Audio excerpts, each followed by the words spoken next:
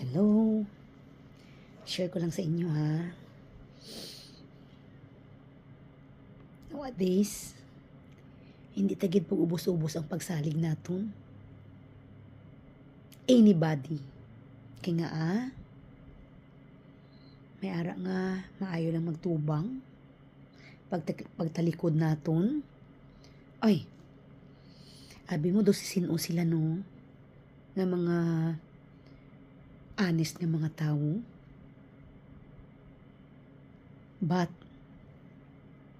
in reality gali, amo pa na ang makapagbagsak sa imo.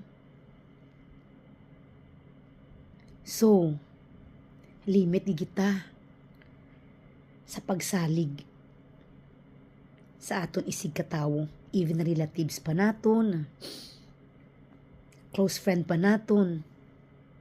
So, hindi gid ubos-ubos maghatag kita sang limitation. Kaya nga ay abaw base sa ulihi. Sobra mo pagsalig. Maging kaluluoy kita sa ulihi. So, limit lang gid. Hindi lang pag-ubos-ubos. Maskin kilala mo pa, close friend mo pa, relatives mo pa, hindi pag-ubuson ang pagsalig. Panumdumo naton ang future naton.